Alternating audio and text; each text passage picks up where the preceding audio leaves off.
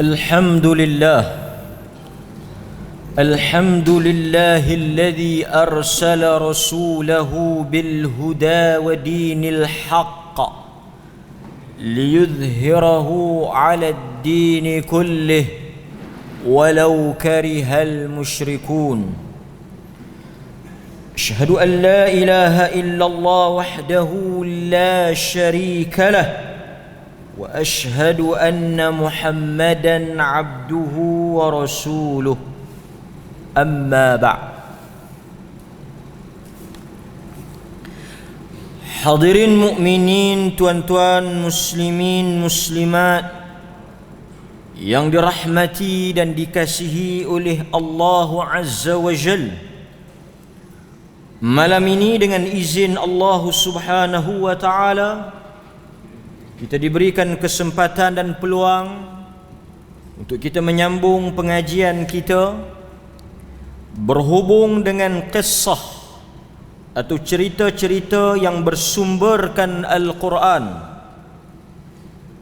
Tuan-tuan hadirin mukminin, di antara mukjizat dan keistimewaan Al-Quran adalah di dalamnya terkandung cerita-cerita orang-orang sebelum daripada kita, yang mana kisah-kisah ini memberikan begitu banyak ibrah dan pengajaran.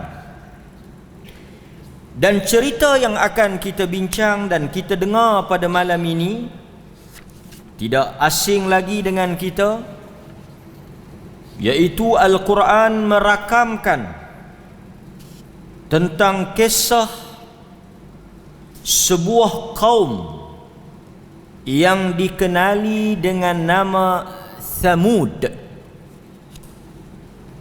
Kita pernah mendengar bagaimana Nabi sallallahu alaihi wasallam dalam satu peristiwa yang diriwayatkan oleh Al-Imam Al-Bukhari rahimahullahu taala, kata sahabat, dalam satu perjalanan daripada Abdullah bin Umar, nazala Rasulullah sallallahu alaihi wasallam bin nas am Tabuk al-hijr inda buyuti Thamud fastaqa an-nasu min al-abar التي كانت تشرب منها ثمود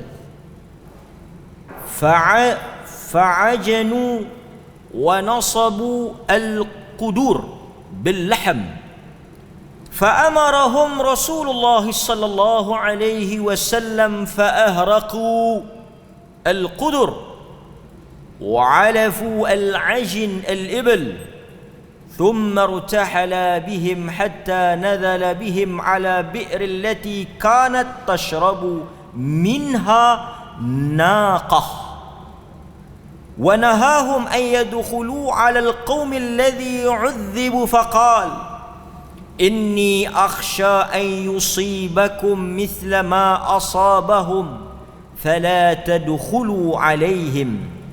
Hadis rawahul Bukhari. Sebelum kita tengok cerita itu, ada peristiwa. Satu hari Rasulullah sallallahu alaihi wasallam tiba di suatu kawasan yang mana tempat tersebut merupakan perkampungan kaum Thamud. Dalam perjalanan Nabi sallallahu alaihi wasallam nak pergi peperangan Tabuk, on the way nak pergi ke Tabuk, nazala Rasulullah berhenti atau melintasi perkampungan orang-orang Thamud.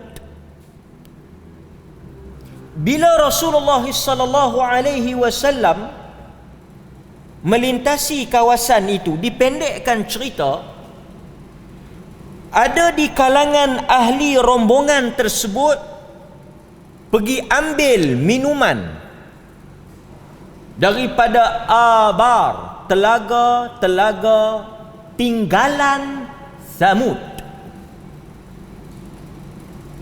On the way nak pergi Tabuk, berhenti kawasan tu, ambil air, minum dan buat roti, buat makanan.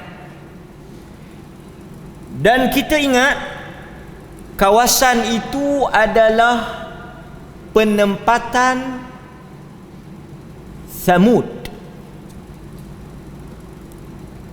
Cerita Samud ni cerita apa?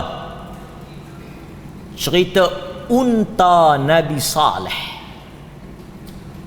Sebab itu bila kita bercakap tentang Samud, ada 3 perkara yang kita kena ingat.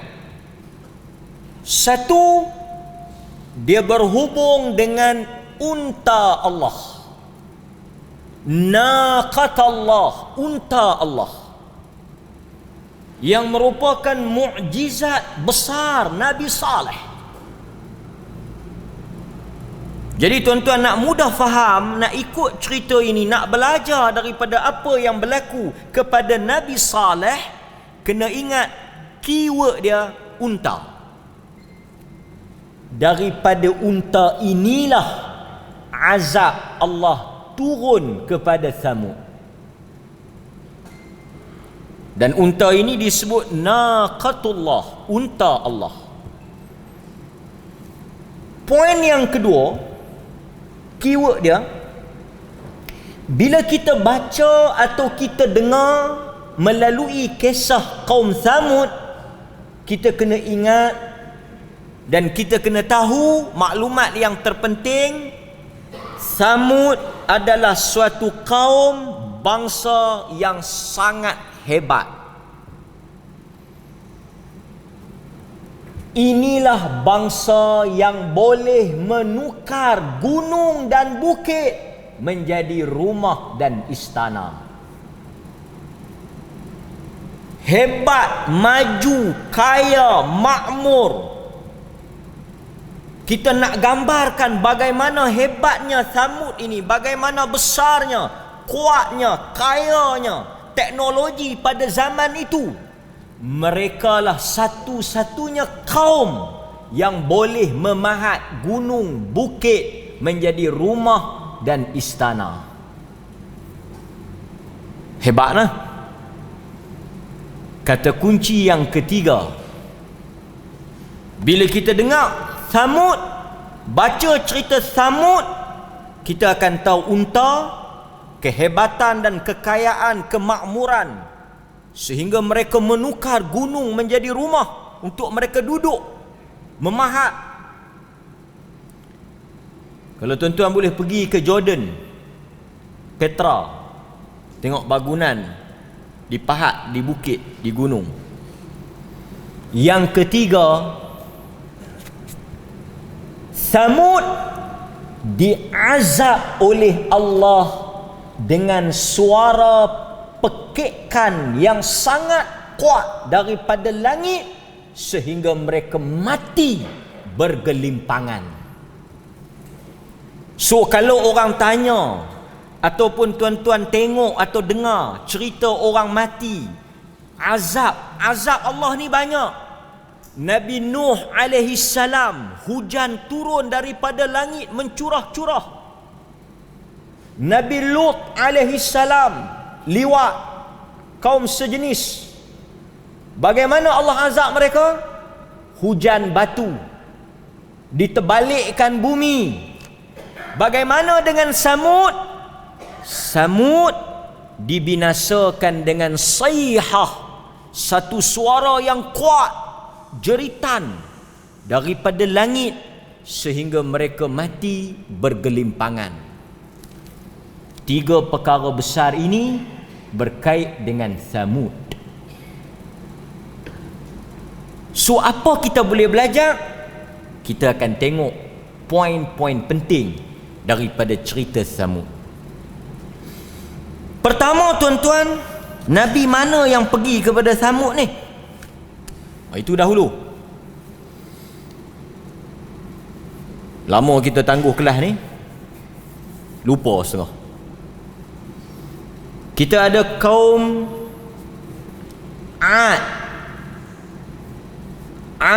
Adin. Kaum apa? Nabi mana? Wa ila adin akhahum. Kaum Ad ni Nabi mana? Tak apalah, kita maafkan oleh kerana kita kelas lama tak ada. Bukan salah nak murid lah, salah tok guru kan. Macam PKP kan, sekolah cuti, bila cikgu pi, bila budak-budak pi, cikgu tanya, semua pakat lupa, dimaafkan. Ad, ingat Ad, Hud. Okey, ni dia panggil maklumat tambahan, bukan cerita tu, tapi kita nak sebut tu satu. Kita juga biasa dengar popular kaum Madian. Wa ila Madyana akhahum. Tadi wa ila Adin. Dan kami mengutuskan kepada kaum Ad itu saudara daripada kalangan mereka sendiri. Siapa? Nabi Hud. Wa ila Madyana akhahum. Madian, siapa dia? Tuhan hantar siapa Madian? Hantar siapa?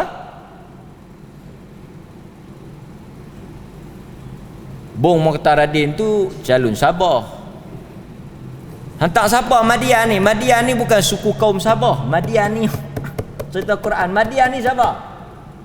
Syuaib. Wa ila Madyana akhahum Syuaiba. Dan kepada Madian itu kami hantar utusan kami, seorang rasul namanya Syuaib. So Madian, Syuaib. Ad, Hud. Samud, tidak lain tidak bukan Nabi Allah Saleh alaihi salam. Allah kata wa ila Thamudin akhahum Saleh. Dan kami hantar kepada kaum Thamud saudara mereka daripada keturunan mereka, daripada kaum mereka. Siapa? Nabi Allah Saleh alaihi salam. So tuan-tuan, menariknya Al-Quran cerita, tuan-tuan semua tahu kan, Nabi Lut, kaum Sadum, problem dia apa?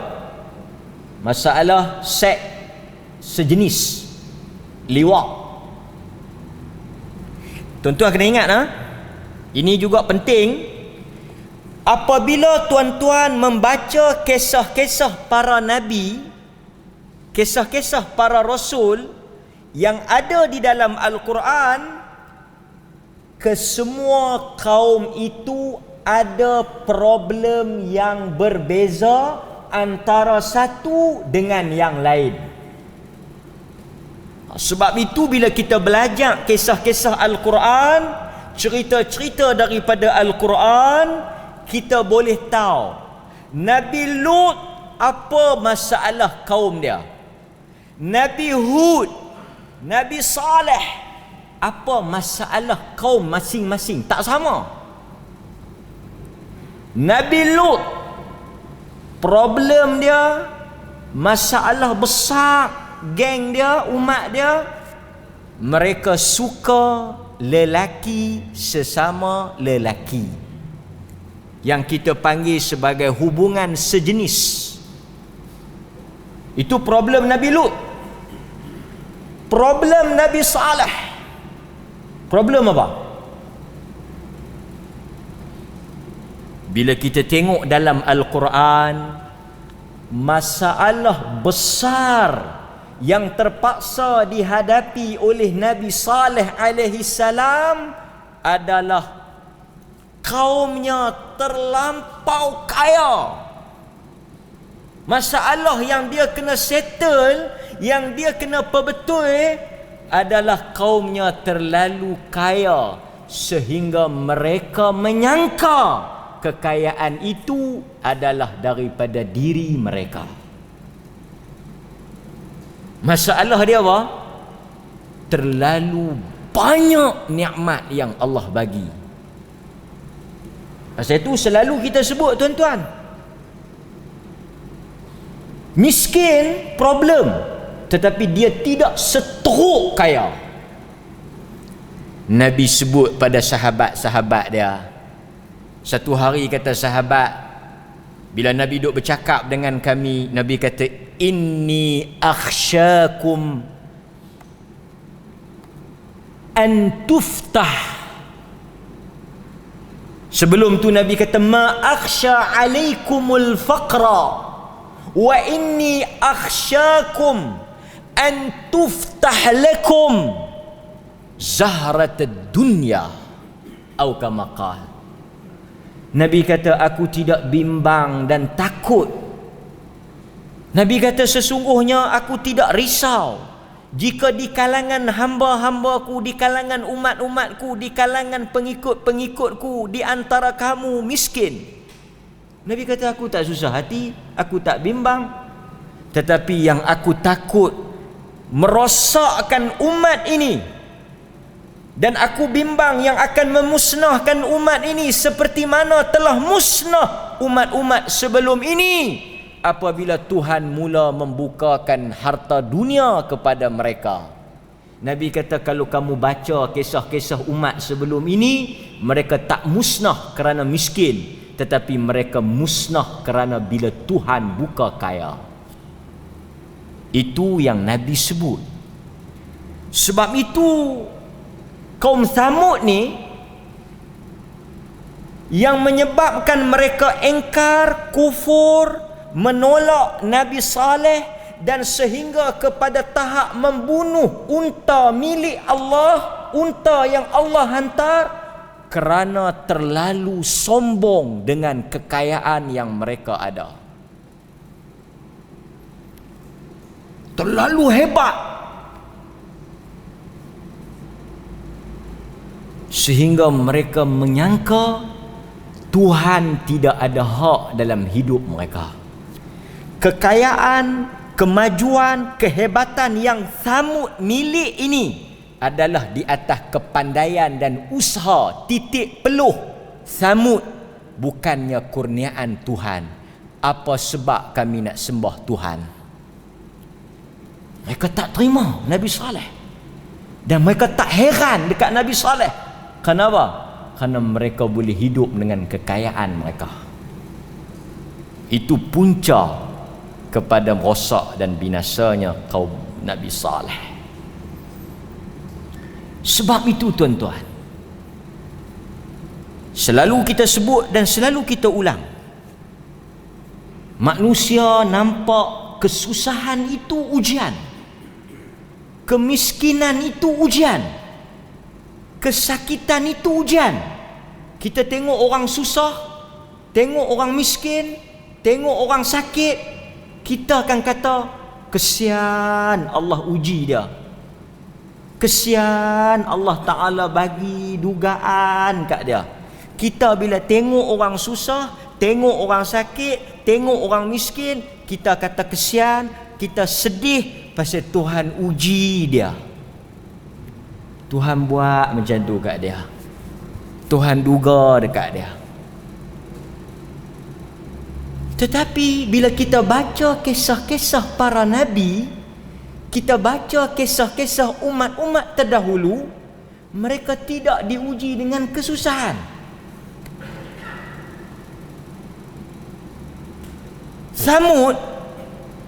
Samud yang kita nak baca cerita dia ni lingkup jahanam bukan kerana miskin, tetapi kerana kaya, terlalu kaya. Tuan-tuan juga pernah lalu cerita Qarun. Siapa Qarun?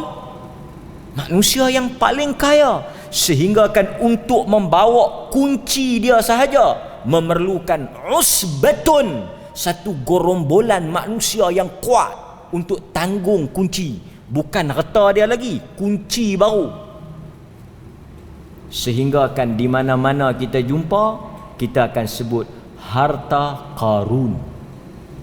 Kita tak kata harta orang lain, banyak harta dia tu, korek di mana pun bila jumpa, harta siapa? Harta Qarun. Harta Karun, kita sebut Karun. Sebenarnya Qarun. Banyak dah harta dia, sampai ke Perlis. Korek di Bukit Cabang, keluar emas. Harta siapa? Harta Qarun. Dia di Mesir, tapi harta dia sampai di Bukit Cabang. Kaya. Tetapi lingkup dengan kekayaan itu. Tetapi adakah kita bila tengok orang kaya, kita kata benda yang sama macam kita kata ke orang miskin? Allahu Akbar, risaulah, kesianlah, sedihlah, susah hatilah tengok dia kaya. Allah uji dia. Kita jarang nampak kaya itu satu ujian. Sebab itu ulama tanya satu soalan. Kita belum baca cerita lagi ni, kita bagi latar belakang, view dulu. Ulama suka tanya, di antara orang kaya yang beriman dengan orang miskin yang beriman, siapakah yang paling afdal di sisi Tuhan? Dua-dua bagus. Bahasa mudah ya, satu orang kaya mai semayang dengan satu orang miskin mai semayang. Di sisi Tuhan, Tuhan yang tahu. Tetapi kata para ulama, zahirnya orang kaya itu lebih afdal berbanding orang miskin.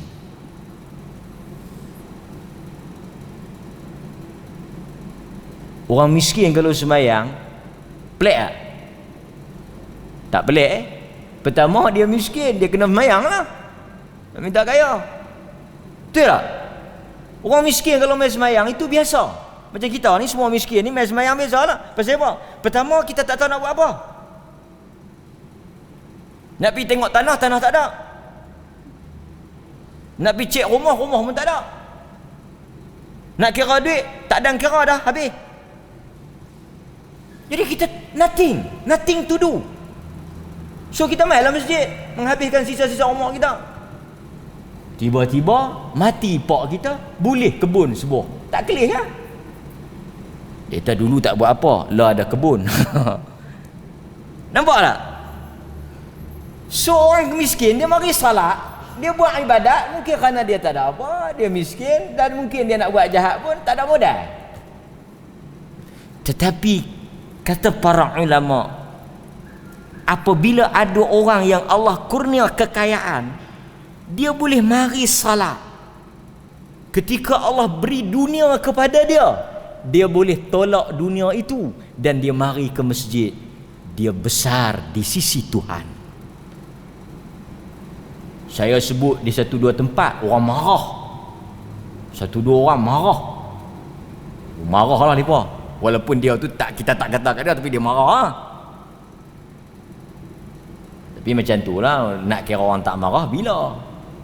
Traffic light, macam selalu saya kata, traffic light yang duk terpacak tahun tu pun orang maki berkandak. Betul tak? Betul tak tuan-tuan? Saya kata lah, saya bagi contoh. Saya kata dalam masjid ni banyaknya orang biasa, tak banyak orang kaya. Marah orang kaya, wah dia tak kaya pun. Saya kata kita nak cari datuk dalam masjid ni susah. Datuk yang cucu banyak lah, datuk yang pangkat tak ada. Sebab itu Samud, saya tak mau cakap banyak-banyak, nanti orang marah, orang komplain, tak apalah. Tapi Samud, bila kita baca Samud, kita tak boleh lari amanah ilmu. Kita kena sebut rosak, binasanya, matinya, musnahnya, hancurnya Samud kerana mereka kaya, kerana mereka dibukakan dunia, kerana mereka diberikan kekuasaan. Itulah punca mereka tersungkur.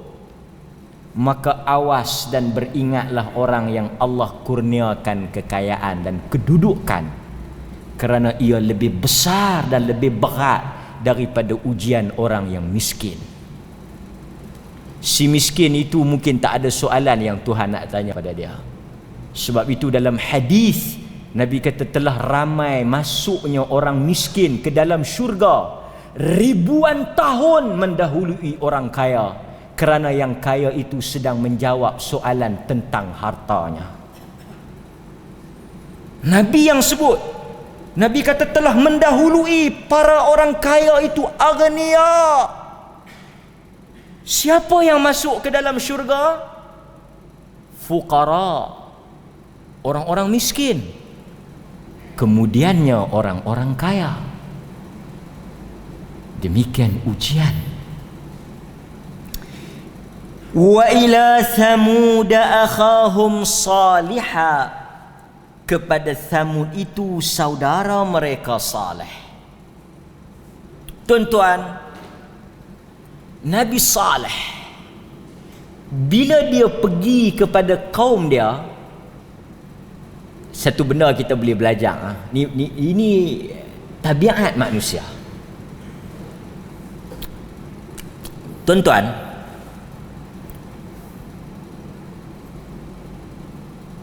kesemua para rasul, tuan-tuan tak setuju, cuba kaji sendiri.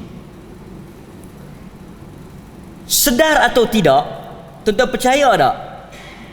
Kesemua para rasul dipilih oleh Allah tanpa mempunyai sebarang masalah credibility dari sudut peribadi. Orang putih kata track record bersih. Tuan-tuan percaya tak? Kesemua para nabi yang Allah lantik dan Allah pilih ditabalkan menjadi rasul, tidak boleh dipertikaikan keturunan mereka, tidak boleh dipertikaikan perangai mereka, tidak boleh dipertikaikan sikap mereka. Itu kesemua para rasul. Nak serang tang tu tak ada isu. Mudah nak bagi faham macam ni ya. Kita nak ambil satu orang jadi calon. Tuhan nak lantik jadi rasul, kita nak pilih jadi calon. Nombor satu, kita kena cek latar belakang, background dia. Sebab apa? Bila kita nak angkat seseorang menjadi tokoh, ikon, menjadi pemimpin, rasul dia pemimpin, leader, dia tak boleh ada masalah peribadi. Walaupun benda tu tak berkait dengan dakwah, tak ada. Tuan-tuan jangan main-main tuan-tuan. Kadang-kadang cerita Tok Wan pun boleh kalah bilang raya. Jangan main-main. Dia pilih siapa dia? Dia kata kawan tu Tok Wan dia dulu Jahanam. Sebab itu kalau tuan-tuan tengok, para rasul tidak ada isu dari sudut latar belakang keluarga, kepribadian. Nabi Muhammad ke, Nabi Ibrahim ke, termasuk Nabi Saleh, kesemua mereka sebelum dilantik menjadi rasul, orang yang ada kedudukan dari sudut keluarga, dari sudut penampilan. Orang tak boleh petikai. Walaupun benda tu tak ada kaitan, tapi Nabi ni Allah dah persiap elok-elok orang. Tuan-tuan tahu bila Nabi Saleh pergi kepada kaum Thamud, orang duk cari isu apa kita nak attack dia ni. Tok Wan dia boleh tak? Tok Wan dia orang bagus. Pak dia macam mana? Pak dia pemimpin dalam masyarakat. Oh, bab keluarga tak ada point. Sengak pi. So kita nak serang lagu mana? Pasal itu bila orang serang Nabi, orang tak serang keturunan dia, orang tak serang perangai dia, tapi orang buat cerita atas dia. Yang ni tak payah nak buat cerita ni. Manusia buat cerita, create. Nak dia panggil dalam bahasa orang putih character assassination, pembunuhan watak. Tahu pembunuhan watak? satu orang dia nak dijadikan tokoh, kita nak angkat dia, nak tak bagi dia, tak mau terima dia punya dakwah, buat cerita, boh label sikit, muhung apa sikit, sampai orang pun naik benci, buat berita-berita tak betul, sebar dalam kampung, sebar dalam masyarakat macam orang buat kat Nabi, dia ni gila ni, dia ni tukang sihir ni. Cerita tak ada, tapi pi buat, create. Pasal apa? Nak perburuk. Pasal apa nak perburuk? Pasal tak bagi orang ikut dia. Boh ni bukan sehari dua punya cerita, boh lama dah. Sebukan zaman Nabi Muhammad ya, zaman Nabi Saleh pun sama, model tu ya. Tuan-tuan dengar, apabila Nabi Saleh pergi ya, kepada kaum dia, depa kata apa?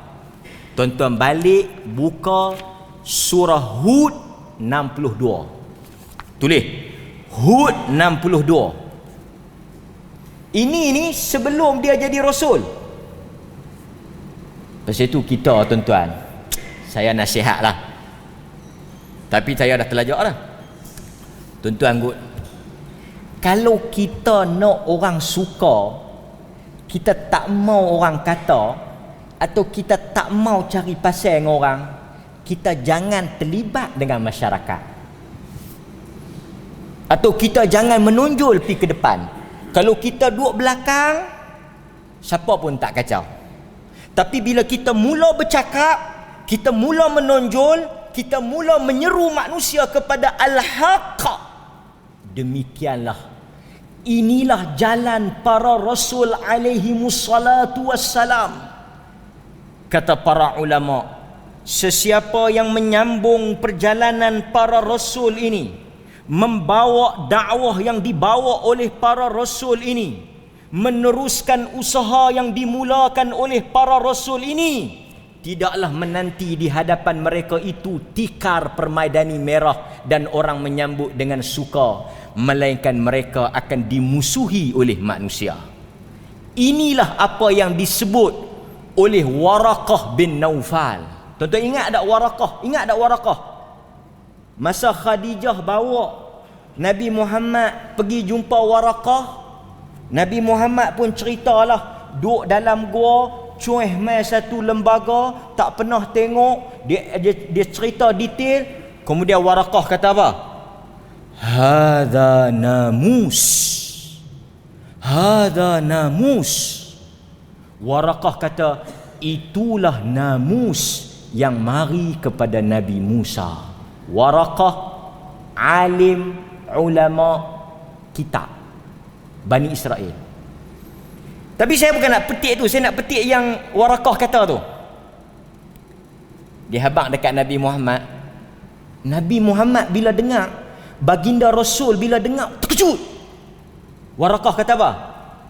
Hang akan diusir oleh kaum hang. Masa tu Nabi tak tahu apa lagi. Tuan-tuan, apa Nabi tanya Waraqah?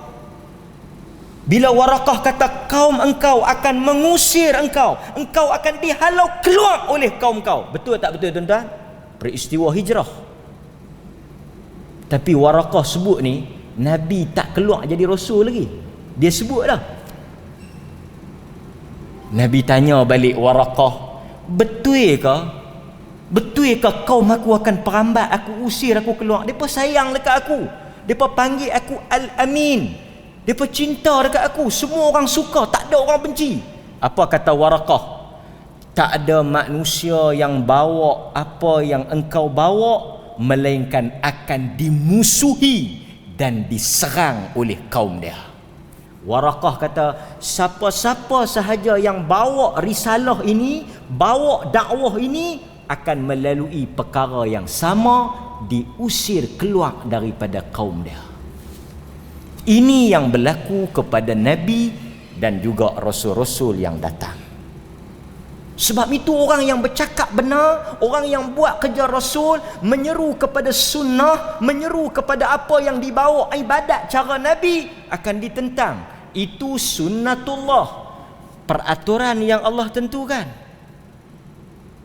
Sebab itu orang kata, kalau kita nak disukai oleh orang ramai, kalau nak orang ramai suka, jangan jadi pendakwah, jadilah orang yang jual aiskrim. Jangan jadi pendakwah, jangan suruh orang buat baik. Tuan-tuan nak suka buat apa, kerja-kerja apa semua orang suka? Aiskrim. Daripada budak sampai kepada bapak budak, semua beratung aiskrim. Tak percaya pergi rumah kenduri. Mai satu orang tua, Tok Wan dah, gigi pun palsu. Tokek aiskrim tu tanya, berapa? 2. Satu cucu, satu Tok Wan. Kalau kita jual aiskrim, tak ada siapa nak maki. Apatah lagi kalau free. Tapi bila kita bawa al-amru bil ma'ruf macam Nabi Saleh, semua orang benci. Tengok apa kata kaum dia. Surah Hud ayat 62. Dia kata apa? Wahai Saleh, sesungguhnya engkau adalah seorang yang kami harapkan. Tengok perkataan dia apa? Nabi Saleh, dia berkata, Saleh, engkau dulu manusia yang kami harapkan, manusia yang kami akan hantar jadi pemimpin. Ni pasal apa yang duk cakap tak ketahuan hala ni? Itu perkataan. Tuan-tuan faham tak? Sebelum jadi rasul, bagus, orang harap, pujaan ramai, kesukaan ramai, orang nak angkat jadi tokoh, bercakap saja agama, terus tahu. Itu poin yang pertama. Poin yang kedua, agak-agak tuan-tuan, pasal apalah kaum Nabi Soleh ni marah sangat dekat dia? Bukan marah pasal apa pun. Tuan-tuan tengok, cuba balik buka. Kalau tuan-tuan nak tengok dengan lebih jelas, surah Al-A'raf ayat 73. Tulis Al-A'raf ayat 73. Pasal itu kita tak pelik. Tak pelik pasal bila kita tengok perangai orang, lepas tu tengok perangai Samud ni ada persamaan. Dengar saya baca. Wa ila Samud akhahum Salihah. Kami hantar kepada kaum Samud Nabi Saleh. Lalu berkatalah Nabi Saleh ini, apa dia kata? Qala ya qaumi i'budullaha ma lakum min ilah. Nabi Saleh ni kata sepatah ya. Dia bukan ceramah banyak lagu kita ni, dia kata sepatah ya. Ya qaumi u'budullaha ma lakum min ilahin ghairuh. Dia kata apa? Dia kata, wahai kaumku, sembahlah Allah semata-mata, tidak ada Tuhan selain engkau. Ini perkataan Nabi Saleh mengajak manusia kepada tauhid. Apa jawapan kaum Samud? Tuan-tuan jangan terkejut. Kalaulah apa yang disebut oleh kaum Samud ini disebut juga oleh orang kita. Apa dia? Mari kita tengok. Dalam surah Hud ayat 62. Surah Hud ayat 62. Balik buka. Bila Nabi Saleh seru kaum dia, ini punca pertembungan, permusuhan yang depa marah sampai bunuh unta tu. Depa kata, atanhana an na'budu ma ya'budu abauna. Tu dia punca datang tu ya. Hei Saleh, adakah kau nak larang kami menyembah apa yang disembah oleh tok nenek kami? Tu dia. Ini yang kita kata antara sebab. Kita bagi laluan kepada azan. Sekejap lagi kita sambung sikit tuan-tuan, pertembungan Nabi Saleh dengan kaum dia sehingga kepada hancurnya mereka. Allahu Ta'ala a'lam. Kita azan dulu.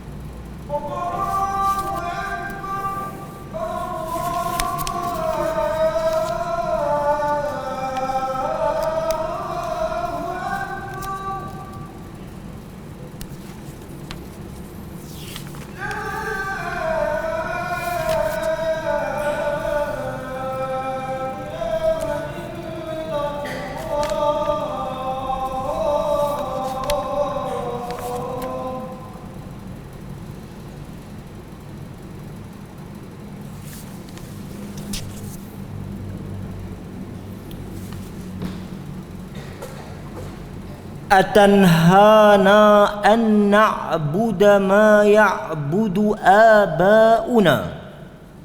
Hei Saleh, adakah engkau melarang kami daripada menyembah apa yang telah disembah oleh bapa-bapa kami? Ini model orang-orang yang duk buat amalan-amalan jahiliah tu. Lama dah orang duk buat. Tok nenek kita dah buat dah. Orang dulu-dulu duk buat dah ni. Ini jenis model dulu-dulu ni, orang lama-lama ni. Oh. Bukan kata Nabi Saleh ya. Zaman Nabi pun sama. Sebab itu kalau kita tengok dalam surah Az-Zukhruf, Allah Subhanahu wa taala cerita jawapan yang diberikan oleh mereka yang menentang ajaran para rasul ni. Alasan dia tok nenek, orang dulu-dulu, orang lama, pak-pak kita tu, tok wan kita tu. Ini perkataan jahiliah. Ini hujah jahiliah. Ini orang-orang jahiliah yang jawab ni. Pasal itu saya tak ada masalah lah orang kucing bubuk suara ni. Bagus ya nak kucing kan. Bukan ada apa makanan. Dia kata kita kena kucing lah bubuk suara ni. Pasal apa? Nabi Nuh pun kucing. Tu dia. Punya hang duk kucing. Tu dia panggil kucing, tak kucing. Muhung. Nabi Nuh kucing. Main mana bubuk suara ni? Bubuk suara ni Nabi Nuh kucing atas kapal. Dia naik-naik atas kapal, tak boleh nak turun, makanan tak ada. Lepas tu dia ambil, pasal tu bubuk suara ni ada kacang, ada jagung. Pasal bukan nak bubuh kacang, nak bubuh jagung, tapi dia bubuh apa yang duk ada. Ambil nu sikit, kucing. Orang yang jenis hujah kong kali kong ni bukan boleh bagi Quran sunnah. Dia kan nak faham benar. Dia kena cakap macam ni ya. Okey, tak apalah Nabi Nuh kucing bubuk suara. Okey, tak apa. Cuma saya nak tanya satu ya. Bubuk suara yang dikucing oleh Nabi Nuh tu bubuk suara yang mana satu? Awak. Pasal bubuk suara ni pun khilaf. Tuan-tuan tahu tak? Bubuk suara Perlis tak sama dengan bubuk suara Kelantan. Bubuk suara Kelantan, saya 2 tahun mengaji di Kelantan. Memang kita kucing bubuk suara, tapi bubuk suara Kelantan bubuh lauk. Macam bubuk lauk, bubuh ayam, bubuh daging, dia ada rempah. Bubuk suara Perlis ni manis, ada jagung. Lah ni kita nak tanya yang mana satu bubuk Nabi Nuh? Bubuk Kelantan ke bubuk Perlis?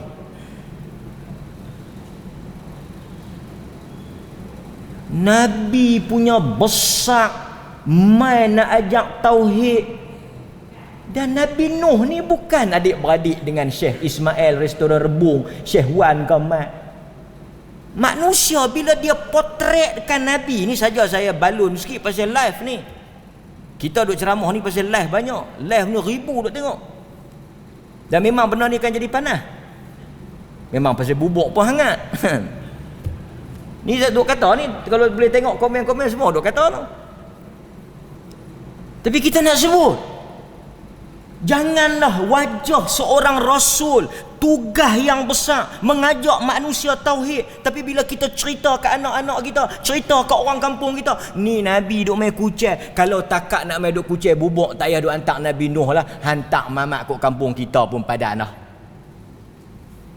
Mau bagi reti, mau bagi ketahuan, agama ni ada dalil, agama ni ada hujah, agama ni qul hatu burhanakum in kuntum sadiqin. Allah kata buk mai hujah, bukan buk mai bubuk.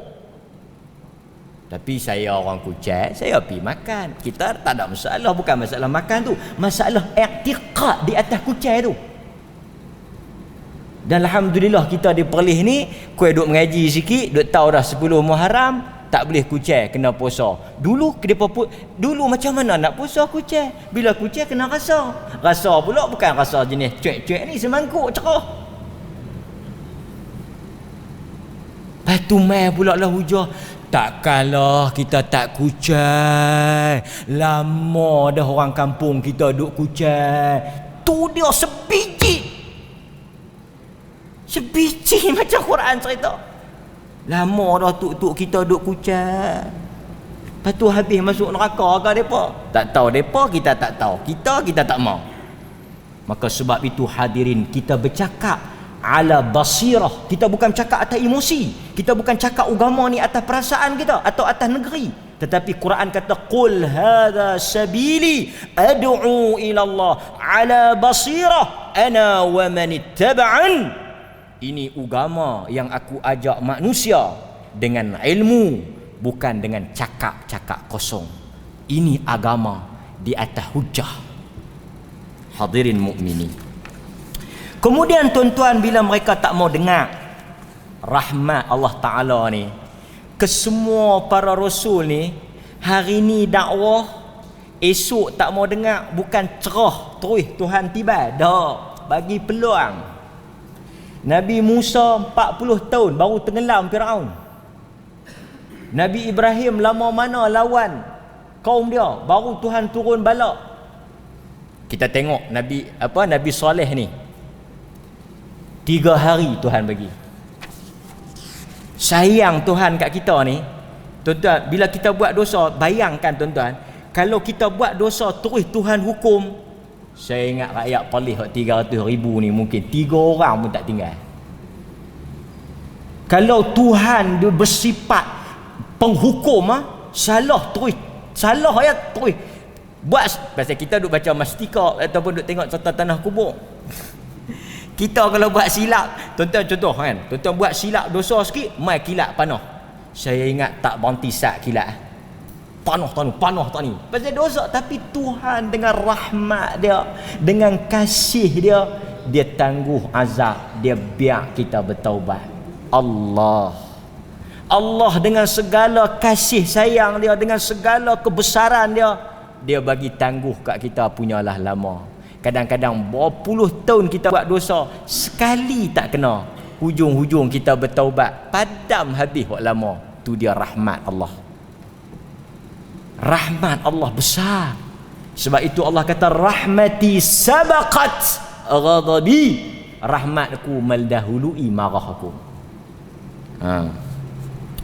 Kemudian tuan-tuan, Nabi Saleh kata apa? Kita nak ringkaskan ni. Nabi Saleh kata kepada kaum dia, tamatta'u fi darikum. Surah Hud ayat 65. Tulis surah Hud 65. Tamatta'u fi darikum 3 ayyam. Dzalika wa'dun ghairu makdzub. Ni warning, last warning. Nabi Saleh kata tamatta'u fi darikum. Hampa pi balik. Hampa pi balik berseronok di rumah-rumah hampa 3 hari 3 malam. Dalam tempoh 3 hari 3 malam tu, siapa-siapa yang bertaubat dia selamat. Tapi siapa yang 3 hari 3 malam tu tetap tak mau terima, Allah akan binasakan dia. Nabi Saleh bagi warning, tamatta'u. Pi balik berseronok, pi syok. Apa pi balik syok? Jaga-jaga tuan-tuan. Azab, saya nak sebut kat tuan-tuan ni, kesemua azab datang kepada kaum-kaum ni ketika mereka tengah seronok. Baca pilah cerita mana Nabi pun, kesemua azab mai tengah mereka lalai. Masa tu Tuhan bagi sedah, habis cerah. So depa pun baliklah rumah depa 3 hari 3 malam lepas depa dah bunuh unta tu. Depa kata tengok tak jadi apa pun, muhung saja muhung saja Saleh ni, sembang je kemah, tak ada apa pun. 3 hari 3 malam depa pemain Nabi Saleh. Akhirnya Allah Subhanahu wa taala hantar kepada mereka seperti mana yang tercatat di dalam Al-Quran. Apa dia? Datangnya suatu suara daripada pekikan langit. Tuan-tuan boleh balik dan tengok. Saya nak sebut kepada tuan-tuan, ini homework. Semua kita malam ni atau esok, cuba ambil sat dalam setengah jam, baca surah Al-Qamar. Balik belek sat surah Al-Qamar. Sebab dalam surah Al-Qamar Allah cerita tentang 3 kaum. Secara umum ada 3-4 kaum. Dalam surah Al-Qamar Allah cerita tentang kaum Nabi Lut. Dalam surah Al-Qamar Allah cerita tentang kaum Nabi Hud. Dalam surah Al-Qamar Allah cerita kaum Nabi Saleh. Al-Qamar. Balik buka. Saya baca sikit. Okey. Kita tengok apa yang berlaku kepada kaum Nabi Saleh. Allah Subhanahu wa taala sebut dalam surah Al-Qamar ayat 23. Kazzabat Thamud bin nuzur. Allah sebut kaum Thamud telah mendustakan rasul yang kami hantar. Kemudian Allah kata apa? Dalam surah Qamar Allah Azza wa Jalla sebut dia hantar kepada kaum tersebut suatu suara pekikan yang kuat sehingga mereka itu mati bergelimpangan. Ini apa yang berlaku kepada kaum Thamud. Dalam surah Al-Qamar juga Allah Subhanahu wa taala cerita pada ayat yang ke-31. 31, tuan balik tengok ni 31 surah Al-Qamar. Inna arsalna alaihim sayhatan wahidatan fakanu kahashimil muhtadir. Allah kata kami hantar kepada mereka, yakni kaum Thamud, satu saja, sekali pekikan, jekah sekali, sayhatan wahidah, mereka jadi seperti apa? Ranting dan daun yang hancur. Sekali pekik mati cerah habis, hancur. Tuan-tuan, kalau balik tengok surah Al-Qamar, saya tolong baca.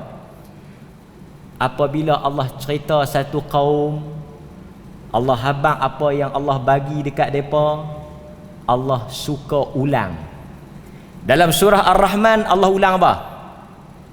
Fabi ayyi ala'i rabbikuma tukadziban. Tuan-tuan baca dalam surah Ar-Rahman Allah sebut, lepas tu fabi ayyi tu diulang banyak kali, betul tak? Fabi ayyi ala'i rabbikuma tukadziban. Lepas tu sambung ayat lain, lepas tu ulang balik. Fabi ayyi ala'i rabbikuma tukadziban. Dalam surah Al-Qamar Allah ulang satu ayat beberapa kali lepas dia cerita kisah kaum-kaum tu. Mari kita tengok ayat apa dia ulang. Allah Subhanahu wa taala ulang di dalam surah Al-Qamar apabila dia cerita tentang ayat-ayat itu, 2 ayat. Cerita Nabi Hud, ulang ayat ni. Apa dia? Fadhuku azabi wan nuzur. Sekali diulang balik. Fadhuku azabi wan nuzur. Fadhuku azabi wan nuzur. Maksud dia apa? Rasakanlah azab aku setelah mereka tidak mempedulikan amaran aku. Lepas tu Allah kata apa? Walaqad yassarnal Qur'an lidzikri fahal min mudakkir. Kami telah jadikan Al-Quran sebagai amaran, janganlah sesiapa tidak mengambilnya sebagai amaran. 2 ayat ni kalau tuan-tuan tengok dalam surah Al-Qamar, berapa kali dia ulang? Rasakan azab aku setelah aku bagi amaran. Quran dah bagi amaran, ambillah sebagai amaran. Poin dia apa?